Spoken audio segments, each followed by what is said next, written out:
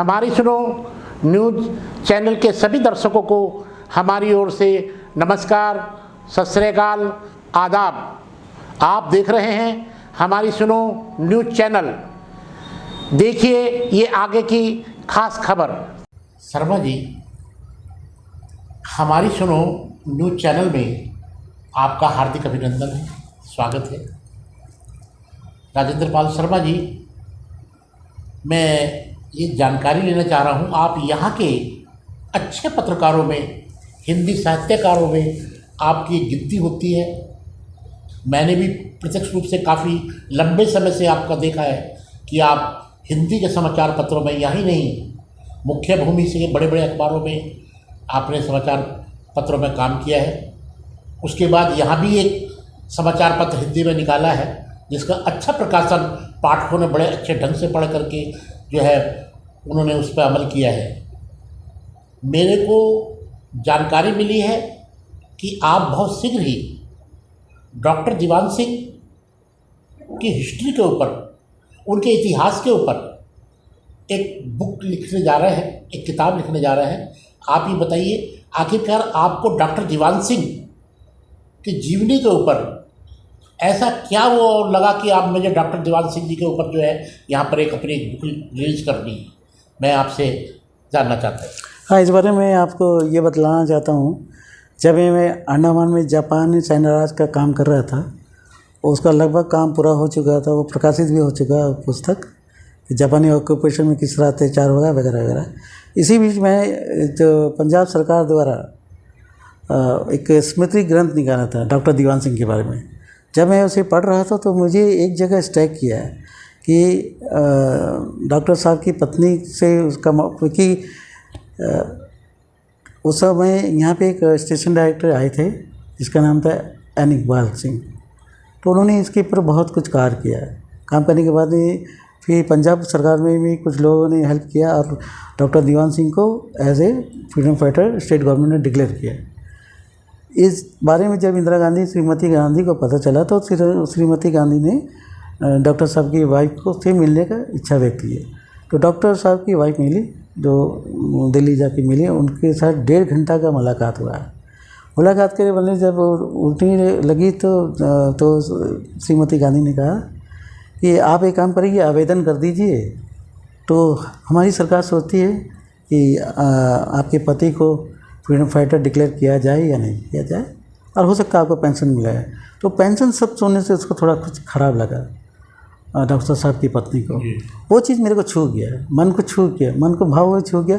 जब मैं अंदर गया तो मैं किताब पढ़ा, तो मैं जब गया एन इकबाल सिंह का किताब पढ़ता गया, मैंने कहा कि एक व्यक्ति जो सारे ज़िंदगी मानवता सेवा में लगा दिया, अपना तन मन धन सब लगा दिया, यहाँ नहीं जहाँ का, जब उसने अपना कॉलेज स्कूली दौर से लेके, कॉलेज से लेके, आगरा से लेके, जहाँ वो अपना मिलिट्री डॉक्टर बना, कहाँ कहाँ उसने झेला, लेकिन उसने देशभक्ति कभी छोड़ा नहीं और मानवता सेवा नहीं छोड़ा। फिर वो अंडमान जब आता है, अंडमान जब उसका ट्रांसफ़र बर्मा से किया गया, तो अंडमान पहुँचने के बाद में उसे यहाँ के लोगों से मिला, क्योंकि उसको अच्छा लगा कि यहाँ पे कई फ्रीडम फाइटर है। वो लगा कि मुझे ने, वाहिगुरु ने मेरे को ये अवसर दिया है कि मैं अपने देशभक्ति की सेवा, देशभक्तों को सेवा किया। इसके बाद में भी उसके साथ बहुत अत्याचार हुआ, बहुत ही हुआ, इतना अत्याचार हुआ कि मैं आपको बयान नहीं कर सकता। उसके शारीरिक मानसिक यातना दी, यहाँ तक कि आखिरी मोमेंट में, आखिरी अंतिम जो दृश्य है वो आपको वर्णन नहीं कर सकता। जब मैं वो पढ़ता हूँ, देखता हूँ, तो मेरा बदन के एक रोंगटे खड़ा होता है कि वो कहता है कि देख, अपने पुलिस इंस्पेक्टर से कहता है, देख तू सब कुछ कर ले, मैं डटा रहूँगा इस बात के लिए कि मैं अंग्रेज़ों का जासूस नहीं हूँ, ना यहाँ कोई जासूस नहीं है, लेकिन जो अभी तू करने जा रहा है वो महापाप है, वो धर्म के खिलाफ है। क्योंकि ये लोगों ने प्लान कर लिया है कि सदा टूटने वाला नहीं, ना झुकने वाला नहीं, मर जाएगा, क्यों ना इसका बाल को काट दिया जाए, केस को काट दिया जाए कैंची से। वो मजबूर था, उठ नहीं सकता था, कितना पीड़ा था। तो ये सब चीज़ जो मैंने पढ़ा तो मुझे लगा कि नहीं, 40 साल के बाद कोई तो ऐसा होना चाहिए कि ये दीवान सिंह को फिर एक बार से उसकी आत्मा को जीवित करे और लोगों को बताए, अंडमान की धरती वालों को बताए, देख तुम्हारे लिए डॉक्टर दीवान सिंह ने कितना सहा, कितना कुछ किया। और अफसोस की बात है, जय प्रदेश काउंसिल में मैं भी उसका कवरेज कर रहा था। वो टाइम तीरथ सिंह ओबराय था। जब तीरथ सिंह ओबराय ने एक प्रस्ताव रखा था कि डॉक्टर दीवान सिंह के लिए आप लोग चौराहा में एक 2 गज ज़मीन दे दो ताकि उसकी प्रतिमा है, तो एक साथ सारे काउंसलर ने उसको ऑब्जेक्शन किया कि दीवान सिंह कोई लीडर नहीं है, दीवान सिंह कोई राजनेता नहीं है, उनको ज़मीन नहीं दी। कौन से सन में? ये तीरथ सिंह ओबराय के ज़माने में। आज एक साउथ का दक्षिण भारत का एक मुख्यमंत्री का स्टैचू सरकारी ज़मीन पे डेयरी फार्म में लगा है। क्या हो रहा है? ये अन्याय नहीं है? खैर बाद में वैसे डॉक्टर दीवान सिंह देश भक्ति के साथ साथ देश प्रेम के साथ साथ कि उनको धार्मिक भावना से भी बहुत ज़्यादा। आपको मतलब जब उन्होंने पता लगा कि यहाँ पे भेदभाव कर रहे हैं कि पुलिस गुरुद्वारा में किसी नॉन सिख मतलब गैर सरकारी कर्मचारी का मतलब पूजा पाठ करने का अलाउ नहीं था, तब उन्होंने एक अलग से गुरुद्वारा का निर्माण किया अपने मल पे, अपनी किसी तरह से हिम्मत करके, जिसको आज डॉक्टर दीवान सिंह गुरुद्वारा। और डॉक्टर दीवान सिंह गुरुद्वारा का इतिहास है, एक मिसाल है। उसमें सारे कम्युनिटी के लोगों को उसका मेंबर बनाया और हर तरह का कार्यक्रम होता है, चाहे जन सेवा हो, चाहे पढ़ाई के क्षेत्र में हो, चाहे मतलब कोई ऐसा नहीं था। तो डॉक्टर दीवान सिंह खाली ये मरीजों को सेवा नहीं करते थे, शिक्षा का विस्तार करते थे, गरीब लोगों को उठाते थे। मतलब उनका योगदान का तो मैं क्या बोलूँ, मैं बता नहीं सकता। मुझे तो अपने आप में ये एक ग्लानि महसूस करता हूँ।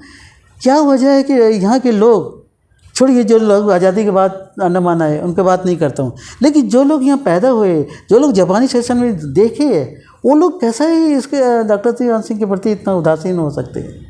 कैसा हो सकते हैं बताओ?